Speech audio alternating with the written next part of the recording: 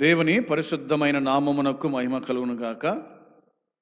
ప్రియమైన సోదరి సోదరులారా, కూడి వచ్చిన మీ అందరికీ ప్రభువు పేరట శుభములు వందనాలు తెలియజేయచ్చు ఉన్నాను. పౌలు ఎఫెసీయులకు రాసిన పత్రిక 3వ అధ్యాయము 20వ వచనాన్ని మనము ధ్యానం చేస్తూ వస్తూ ఉన్నాం. అదే మాటని మనం చదువుదాం.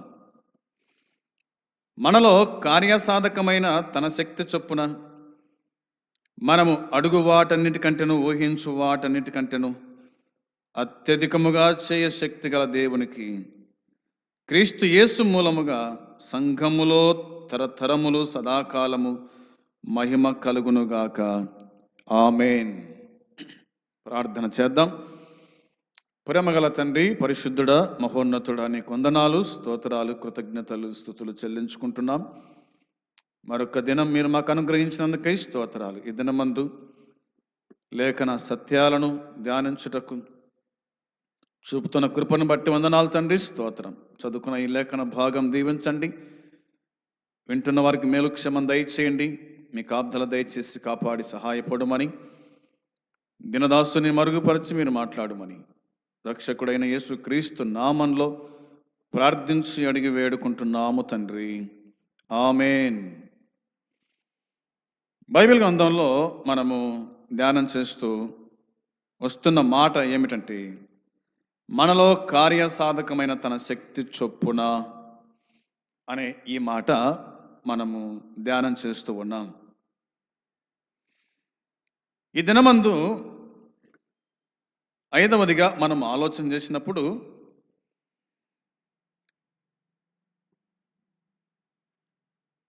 ఫిలిప్పీ పత్రికలో రాయబడిన మాట గుర్తు చేసుకుందాం. పౌలు భక్తుడు ఫిలిప్పీలకు రాసిన పత్రిక 3వ అధ్యాయము 21వ వచనం. 3వ అధ్యాయము 21వ వచనాన్ని మనం చదువుదాం. సమస్తమును తనకు లోబరుచుకొన జాలిన శక్తిని బట్టి ఆయన మన దీన శరీరమును తన మహిమగల శరీరమునకు సమరూపము గల దానిగా మార్చును అని దేవుని వాక్యం మనకు గుర్తు చేస్తూ ఉంది. అపోస్తలుడైన పౌలు ఫిలిప్పీ సంఘానికి ఈ మాట వ్రాశాడు. సమస్తమును తనకు లోబరుచుకున్న జాలిన శక్తిని బట్టి అన్నాడు. సమస్తము తనకు లోబరుచుకున్న జాలిన శక్తిని బట్టి. ఇక్కడ మనకు శక్తి అనేది కనిపిస్తూ ఉంది. తనకు లోబరుచుకునుట, తనకు లోబడుట అనేది మనకు అర్థమవుతుంది. నిజమే, అన్నీ ఆయనకు లోబడుతూ ఉన్నాయి అని చెప్పుకోవాలి. అన్నీ దేవుని మాట వింటున్నాయి అని చెప్పుకోవాలి. సృష్టి యావత్తు కూడా దేవుని మాట వింటుంది. భూజంతువులన్నీ దేవుని మాట వింటున్నాయి. పక్షులేమి, నీటిలో ఉన్నటువంటి జలశరాశులేమి అన్నీ కూడా దేవుని మాట వింటూ ఉన్నాయి. వినంది ఎవరు అంటే నువ్వు నేనే. దేవుని మాట వినంది నువ్వు నేనే. మానవుడే దేవుని మాట వినటం లేదు. దేవుని మాటకు ఎదురు చెబుతూ ఉన్నాడు. దేవుణ్ణే కాదని లోకాన్ని ప్రేమిస్తూ ఉన్నాడు. దేవుణ్ణే కాదని లోకపు విగ్రహాలను పూజిస్తూ ఉన్నాడు. అందుకే మనకి సువార్త అవసరం. ఈ మాటలు మనకు అవసరమై ఉంది. ఇందులో పౌలు భక్తుడు జ్ఞాపకం చేస్తూ వచనం 20లో కూడా రాయబడిన మాట గుర్తు చేస్తాను. మన పౌరస్థితి పరలోకమందున్నది. అక్కడ నుండి ప్రభు అయిన యేసుక్రీస్తు అను రక్షకు నిమిత్తం కనిపెట్టుకొని ఉన్నాము అన్నాడు. ప్రతి ఒక్క విశ్వాస యొక్క పౌరస్థితి ఎక్కడుందంటే పరలోకములో ఉంది అని చెప్పాడు. మన పౌరస్థితి పరలోకములో ఉంది అని తెలియజేశాడు. పౌరస్థితి అంటే ఏమిటి అనగా మనం ఎలా అర్థం చేసుకోవచ్చు దీని అంటే స్వదేశము అని. స్వదేశము మన స్వదేశం ఏంది? మన సొంత దేశం ఎక్కడ ఉంది? ఇది సొంత దేశం కాదు. ఈ భూమి, కనిపించే ఆకాశము, ఇందులోని సమస్తం కూడా ఇది సొంత దేశం కాదు. మనము పరసమందులం. మనది పరలోకం. అందుకనే పౌలు భక్తుడు గుర్తు చేశాడు, మన పౌరస్థితి పరలోకమందున్నదని. అక్కడ నుండి ప్రభు అయిన యేసుక్రీస్తు అను రక్షకుని నిమిత్తం కనిపెట్టుకొని ఉన్నాము అంటూ, సమస్తమును తనకు లోబరుచుకున్న జాలిన శక్తిని బట్టి ఆయన మన దీన శరీరమును తన మహిమగల శరీరమునకు సమరూపము గలదానిగా మార్చును అని ఉంది. మన దీన శరీరం ఇది మట్టి శరీరం. నువ్వు మట్టే కనుక తిరిగి మట్టయిపోదువు, నువ్వు మన్నె కనుక తిరిగి మన్నయిపోదువు అని ఆదాముతో చెప్పిన మాట మనం జ్ఞాపకం చేసుకోవాలి. వాస్తవమే, ఇది మట్టి శరీరం. ఈ మట్టి శరీరం మళ్ళా ఇది భూమిలో కలిసిపోతుంది. అయితే దేవుడు ఏం చేస్తాడంటే, ఆయన తన దీన శరీరమును, ఆయన మన దీన శరీరమును తన మహిమ గల శరీరమునకు సమరూపము గల దానిగా మార్చును. ఆయన మార్చగలడు. అవునా? ఆయన మార్చగలడు అనేది మనకు అర్థమవుతుంది. ఎలా మార్చగలడు? ఆయన మారుస్తాడంతే. మనం మహిమా శరీరం ధరిస్తాం. మన మహిమలో ప్రవేశించబోయేటప్పుడు మహిమ శరీరంతోనే మనము పరలోకానికి చేరుకుంటాము అనేది మనకు అర్థమవుతూ ఉంది. ఇది మనము గుర్తుంచుకోవాలా. ఆ సంగతి జ్ఞాపకం చేసుకుందాం. ఇక 6వదిగా మనం ఆలోచన చేస్తే, పౌలు తిమోతికి రాసిన రెండవ పత్రిక 1వ అధ్యాయము 12వ వచనం. 1వ అధ్యాయము వచనం 12లో రాయబడిన మాట, ఆ హేతువు చేత ఈ శ్రమలను అనుభవించుచున్నాను గాని నేను నమ్మిన వారిని ఎరుగుదును గనుక సిగ్గుపడను. నేను ఆయనకు అప్పగించిన దానిని రాబోచున్న ఆ దినము వరకు ఆయన కాపాడగలడని రూఢిగా నమ్ముచున్నాను. పౌలు భక్తుడు తిమోతికి 2వ పత్రిక రాస్తూ తాను ఏమై ఉన్నాడో, తాను ఎవరి నిమిత్తమై శ్రమ పొందుచున్నాడో ఆ సంగతిని బయలుపరిచినాడు. అందుకే ఇలా చెప్పాడు, ఈ శ్రమలను అనుభవించుచున్నాను అన్నాడు. పౌలు శ్రమలు అనుభవించాడు. ఎన్ని శ్రమలు అనుభవించాడు పౌలు? అవునా? మనం చెప్పుకున్నాం కదా,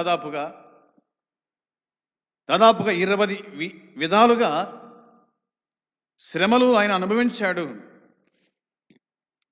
ఆయనను ఏమాత్రం కూడా విశ్వాసంలో వెనుకబడిన వాడు కాదు, దేవుని దూషించిన వాడు కాదు, అవమానపరిచిన వాడు కానే కాదు. ఎన్ని శ్రమలైనా అనుభవించడానికి సిద్ధంగా ఉన్నాడు, సిద్ధపడి వచ్చాడు ప్రభు సేవకు. అది మనం పౌల్లో మనము ఎరుగుదము. చెప్పాల్సిన మాట ఏమిటంటే, అప్పగింపబడినను కాపాడు బలము దేవునికి ఉంది అని దీనికి అర్థం. నేను అప్పగించబడిన ఆయన కాపాడగలుగుతాడు. ఉదాహరణకు ఒక మాట గుర్తు చేస్తాను నేను. చాలా మనం చూసినాము ఇంతకుముందే. ఒక మాట చూడండి, అపోస్తుల కార్యములలో రాయబడిన మాట. అపోస్తుల కార్యముల గ్రంథము 16వ అధ్యాయము 23వ వచనంలో, 16వ అధ్యాయము 23వ వచనాన్ని మనం చూడాలి. 16:23లో, వారు చాలా దెబ్బలు కొట్టి వారిని చెరసాలలో వేసి భద్రముగా కనిపెట్టవలనని చెరసాల నాయకునికి ఆజ్ఞాపించిరి అని ఉంది. ఇక్కడ దేవుని దాసుడు పౌలైతేనేమి, శీల అయితేనేమి, వీళ్ళు దేవుని సువార్త ప్రకటించడానికి వచ్చినారు. వారు ప్రకటిస్తూ ఉన్నారు. దేవుని వాక్యం ప్రకటిస్తూ ఉండగా లూదియా మారుమనసు పొందింది. అక్కడి నుంచి వాళ్ళు బయలుదేరి వస్తుండగా ఒక పూతను దయమంటే ఒక చిన్నది సోద చెప్పుట చూసి పౌలు వ్యాకులపడి ఆ దయాన్ని వెలగొట్టేశాడు. అందుకోసమే పౌలు శీలాను పట్టుకొని చాలా దెబ్బలు కొట్టి చెరసాల్లో వారిని వేసినారు. వేసిన తర్వాత వారు చేసిన పని ఏమిటో మనం ఎరుగుదాము. వారు పాటలు పాడారు, ప్రార్థన చేశారు. దేవుని మహాకృప, దేవుడు తన దూతను పంపించి అన్న మాట మనం చూస్తాం. అవునా? అకస్మాత్తుగా భూకంపం కలగడము, మధ్యరాత్రి వేళ వారు ప్రార్థించి పాటలు పాడినారు. మరి చెరసాల పునాదులు అదిరినాయి, తలుపులన్నీ తెరుచుకున్నాయి, అందరి బంధకాలు ఊడిపోయినాయి అనేది కనిపిస్తుంది. వారు చెరసాల్లో ఉన్నప్పటికీ కూడా దేవుడు వారిని విడిపించుటకు సామర్థ్యం గలవాడు, సరిపోయిన వాడు అనే మాట మనకు బాగా అర్థమవుతుంది. తన్ను ఆశ్రయించిన ప్రతి వారిని కూడా ఆయన అదే విధంగానే విడిపిస్తూ, తప్పిస్తూ, కాపాడుతూ వచ్చినట్టుగా మనం చూస్తాం. పేతురునైతేనేమి, పౌలు శీలనైతేనేమి, పాత నిబంధనలు చూస్తే ఇంకా చాలా మందిని ఆయన విడిపించాడు, తప్పించుకుంటూ వచ్చినాడు. ఆయన అలాగ చేయగలడు అనే సంగతి మనకు బాగా అర్థమవుతుంది. అందుని బట్టి సమస్తమును తనకు గలుగుతాడు. అప్పగింపబడినను కాపాడు బలము దేవునికి ఉందనే సంగతి పౌలు గ్రహించి తిమోతికి మాట చెప్పాడు. తిమోతి, ఆయన అప్పగిస్తాడు, ఆయనే కాపాడుతాడు. ఒకవేళ మనం అన్యాయంగా అప్పగించమన్నప్పటికీ కూడా ఆయన కాపాడగలడు, ధైర్యంగా ఉండు అని తిమోతికి పౌలు చెప్పినట్టుగా మనకు దేవుని వాక్యం మనకు అర్థము అవుతుంది. ఇక 7వదిగా మనం ఆలోచన చేస్తే బైబిల్లో ఈ విధంగా రాయబడింది చూడండి. హెబ్రీ పత్రిక 7:25లో, హెబ్రీ పత్రిక 7వ అధ్యాయము 25వ వచనాన్ని కూడా మనం చూడాలి. 7:25లో, ఈయన తన ద్వారా దేవుని యొద్దకు వచ్చు వారి పక్షమున విజ్ఞాపనము చేయుటకు నిరంతరము జీవించుచున్నాడు గనుక వారిని సంపూర్ణంగా రక్షించుటకు శక్తివంతుడై ఉన్నాడు అనే మాట ఉంది. ఈయన అనే మాట వ్రాయబడింది. ఎవరు ఈయన? ప్రభువైన యేసుక్రీస్తు గురించి రాయబడిన మాట. క్రీస్తు మన పక్షాన విజ్ఞాపన చేసే యాజకుడుగా ఆయన మనకు కనిపిస్తాడు. ఎక్కడున్నాడు ఈయన అంటే తండ్రి యొద్ద ఉన్నాడు, లేదా పరలోకములో ఉన్నాడు అని మనకు అర్థమవుతుంది. ఈయన తన ద్వారా దేవుని యొద్దకు వచ్చు వారి పక్షమున విజ్ఞాపన చేయుటకు నిరంతరము జీవించుచూ ఉన్నాడు. ప్రభు అయిన యేసుక్రీస్తు నిరంతరం జీవిస్తూ ఉన్నాడు. దేవుని యొద్దకు వచ్చు వారి పక్షమున, దేవుణ్ణి సమీపించు వారి పక్షమున విజ్ఞాపన చేస్తూ ఉన్నాడు. ఈ భూమి మీద ఉన్నప్పుడు ప్రభు అయిన యేసుక్రీస్తు పగలంతా ప్రజల మధ్య ఉన్నాడు, రాత్రి అంతా దేవునితో గడిపాడు అనేది మాట మనకు అర్థమవుతుంది. కాబట్టి మన పక్షాన విజ్ఞాపన చేస్తూ ఉన్నాడు, విజ్ఞాపన చేయడం జీవిస్తూ ఉన్నాడు. అంత మాత్రమే కాదు, రక్షించుట గుడక, సంపూర్ణంగా రక్షించుట గుడక శక్తివంతుడై ఉన్నాడు. ఆయన విజ్ఞాపన చేస్తూ ఆయన రక్షిస్తున్నాడు. ఆయన శక్తి ఇందులో మనకు కనిపించుచూ ఉంది. ఇది మనం గుర్తుంచుకోవాలి. చూడండి, మనం ఇలా చూడగలుగుతాం. రోమపత్రిక 8:34లో, రోమపత్రిక 8వ అధ్యాయము 34వ వచనం మనం చూడగా ఇలాగ బైబిల్ చెబుతూ ఉంది. శిక్ష విధించువాడెవడు?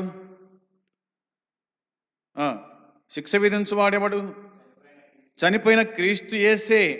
అంతేకాదు, మృతులలో నుండి లేపిన వాడును, దేవుని కుడిపార్శ్వమున ఉన్నవాడును, మన కొరకు విజ్ఞాపనము కూడా చేయవాడును ఆయనే అని ఉంది. యేసుక్రీస్తు గురించి రాయబడిన మాట. శిక్ష విధించువాడెవడు అంటూ చనిపోయిన క్రీస్తు యేసే. ఆయన శిక్ష విధించేది. శిక్ష కొట్టివేసేవాడు, శిక్ష కొట్టేసేవాడు ఆయనే, శిక్ష విధించువాడు కూడా ఆయనే. 8:1 రాయబడిన మాట చూడండి ఒకసారి. 8వ అధ్యాయం 1వ వచనంలో, కాబట్టి ఇప్పుడు క్రీస్తు యేసునందున్న వారికి ఏ శిక్ష విధి లేదు. క్రీస్తునందున్న వారికి ఏ శిక్ష విధి లేదు. క్రీస్తునందు లేని వారికి శిక్ష ఉంది. కాబట్టి శిక్షించువాడు ఆయనే. శిక్ష కదా, శిక్ష విధించువాడు ఎవడు అంటే చనిపోయిన క్రీస్తు యేసే. అంతేకాదు మృతులలో నుండి లేపిన వాడును, దేవుని కుడి పార్శ్వమున ఉన్నవాడును, మన కొరకు విజ్ఞాపనము కూడా చేయవాడును ఆయనే. ఈ మాట గుర్తుంచుకుందాం. మృతులలో నుండి లేపినవాడు, దేవుని కుడి పార్శ్వమున ఉన్నవాడు, మన కొరకు విజ్ఞాపనము కూడా చేస్తూ ఉన్నాడు. మన కోసం ఆయన విజ్ఞాపన చేస్తూ ఉన్నాడు. మనం తప్పించబడాలి, విడిపించబడాలని, లోకమునకు దూరంగా ఉండాలి, అపవాదికి దూరంగా ఉండాలి, అపవాది ఒడులు పడకుండా, చేతులు పడకుండా తప్పించబడాలని ఆయన మన కోసం నిరంతరము తండ్రి కుడి పార్శ్వమున విజ్ఞాపన చేస్తూ ఉన్నాడు. ఆయన విజ్ఞాపన చేస్తూ ఉన్నాడు మన పక్షాన అన్నది మనము గుర్తుంచుకోవాలి. పౌలు అంటాడు, తిమోతికి రాసిన మొదటి పత్రిక 2వ అధ్యాయము 5వ వచనంలో, 2వ అధ్యాయము 5వ వచనంలో, దేవుడొక్కడే, దేవునికి నరులకును మధ్యవర్తి ఒక్కడే, ఆయన క్రీస్తు యేసును నరుడు అనే మాట రాయబడింది. ఆయన దేవునికి మనుషులకు మధ్యవర్తిగా ఉండి ఆయన మనల్ని కాపాడుతూ ఉన్నాడు అన్న సంగతి ఈ వచనం మనకు గుర్తు చేస్తూ ఉంది. ఈయన అందరి కొరకు విమోచన క్రయధనముగా తన్ను తానే సమర్పించుకున్నాడు అన్న మాట రాయబడి ఉంది. అందరి కోసమై తన్ను తానే సమర్పించుకున్నాడు. ఈ అనుభవం మనకు రావాలి. దేవునికి నరులకును మధ్యవర్తి అయి ఉన్నాడు. ఆయన క్రీస్తు అనే నరుడు అనే మాట తిమోతికి పౌలు రాశాడు. అంటే అర్థం ఏమిటంటే, మనకు చేసుకోవాల్సిన మాట, యేసుక్రీస్తు ద్వారా మాత్రమే మనం దేవుని సమీపించాలి అన్నమాట కనిపిస్తుంది. యేసుక్రీస్తు ద్వారానే మనం దేవుణ్ణి సమీపించాలి. హెబ్రీ పత్రిక 7:25 మనం చదువుకున్నాం. మన పాప పరిహారార్థం ఆయన పొందిన త్యాగ మరణం మీదనే ఆధారపడింది అన్నమాట వాక్యం చెబుతుంది. మన అక్కర్లన్నీ తీర్చే దేవుని కనికరం కోసం, శక్తి కోసం మన విశ్వాసముతో ప్రార్థించాలని కూడా దేవుని వాక్యం గుర్తు చేస్తుంది. అందుని బట్టి ఈ విషయాన్ని మనం గుర్తుపెట్టుకుందాం. ఆయన తప్పించగలడు, విడిపించగలడు అనేది మనకు అర్థమైంది. ఇంకా యోహాను మొదటి పత్రిక 2వ అధ్యాయం 1వ వచనంలో, యోహాను రాసిన మొదటి పత్రిక 2వ అధ్యాయము 1వ వచనంలో రాయబడిన మాట మనము చూడగా, నా చిన్న పిల్లలారా, మీరు పాపము చేయకునుటకై ఈ సంగతులు మీకు రాయుచున్నాను. ఎవడైనను పాపము చేసినలా నీతిమంతుడైన యేసుక్రీస్తు అను ఉత్తరవాది తండ్రి యొద్ద మనకున్నాడు అనే మాట ఉంది. ఉత్తరవాది అనే మాట మనకు దేవుని వాక్యం చెబుతుంది. ఉత్తరవాది అంటే పరిశుద్ధాత్మ దేవుడు అని, లేదా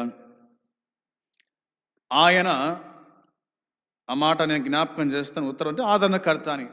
ఆదరణకర్త మనకున్నాడు. తండ్రి యొద్ద ఆదరణకర్త మనకు ఉన్నాడు. జాగ్రత్త అనేది లేఖనాలు గుర్తు చేస్తున్నాయి. ఇక చివరికి ఒక మాట చూసి మనం ముగిద్దాం. చూడండి, 8వదిగా వాక్యం చెబుతుంది. యూదా పత్రిక 24వ వచనం. యూదా పత్రిక 24వ వచనాన్ని మనము గమనించినప్పుడు దేవుని వాక్యం చెబుతుంది, తొట్టిల్లకుండా మిమ్మును కాపాడుటకును తన మహిమ ఎదుట ఆనందముతో మిమ్మును నిర్దోషులుగా నిలబెట్టుటకును శక్తిగల మన రక్షకుడైన అద్వితీయ దేవునికి అనే మాట రాయబడింది. చాలు. తొట్టిల్లకుండా మిమ్మును కాపాడుటకును అనే మాట ఉంది. తొట్టిల్లకుండా ఆయన కాపాడేవాడు, కాపాడగలడు అని ఈ వచనం మనకు గుర్తు చేస్తూ ఉంది. అంత మాత్రమే కాకుండా తన మహిమ ఎదుట ఆనందముతో మిమ్మును నిర్దోషులుగా నిలబెట్టుటకు శక్తిగల మన రక్షకుడైన అద్వితీయ దేవునికి అనే మాట. శక్తిగల మన రక్షకుడు, ఆయన శక్తి గలవాడు కాబట్టి తొట్టిల్లకుండా మనల్ని కాపాడుతూ ఉన్నాడు. తొట్టిల్లకుండా కాపాడుతూ ఉన్నాడు. అది దేవుని యొక్క శక్తి. అది దేవుని యొక్క శక్తి అనే మాట మనకు అర్థమవుతుంది. రండి ఈ మాట చదివి మనం ముగిద్దాం. ఎఫెసు పత్రిక 3వ అధ్యాయము 20వ వచనంలో రాయబడిన మాట, మనలో కార్యసాధకమైన తన శక్తి చొప్పున మనము అడుగు వాటన్నిటికంటేను ఊహించు వాటన్నిటికంటేను అత్యధికముగా చేయ శక్తి గల దేవునికి అనే మాట మనకు కనిపిస్తుంది. ఏదేమైనా తన శక్తి చొప్పున ఆయన మనల్ని కాపాడుతూ ఉన్నాడు. ఆయన శక్తి చొప్పున అనేది మనము అర్థం చేసుకోవాలి. ఆయన శక్తి నుండి మనల్ని ఎవడు అపహరించలేడు. ఆయన చేతుల్లో మనం ఉన్నాం కాబట్టి మనల్ని ఎవడు కూడా దొంగులుకోలేడు, అపహరింపలేడు, నాశనము చేయలేడు. తన శక్తి చొప్పున ఆయన మనల్ని కాపాడుతూ ఉన్నాడు. తను ఆశ్రయించిన తన భక్తులందరినీ ఆయన కాపాడుతూ వచ్చాడు. ఆ విధంగా నన్ను ఆయన కాపాడగల సంగతి జ్ఞాపకం చేసుకుంటూ ప్రభు యొక్క సన్నిధిలో ముందుకు సాగుదాం. అట్టి కృప దేవుడు మనకు అనుగ్రహించునుగాక. ఆమేన్. ప్రార్థన చేద్దాం. ప్రేమగల తండ్రి, పరిశుద్ధుడైన దేవ, మీ పాదములకు వందనాలు, స్తోత్రములు, కృతజ్ఞతాస్తుతులు చెల్లించుకుంటున్నాం. మీరు అందించిన ఈ మాటలు దీవించి ఆశీర్వదించండి.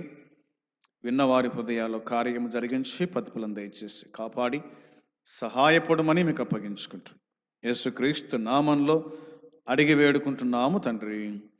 ఆమేన్. పరలోకమందున తండ్రి ప్రేమ, ప్రభు అయిన యేసుక్రీస్తు కృప, పరిశుద్ధాత్మ సన్నిధి సహవాసం కూడి వచ్చిన మనకు సకల పరిశుద్ధులకు ఇప్పుడు ఎల్లప్పుడు సదాకాలము తోడై ఉండునుగాక. ఆమేన్.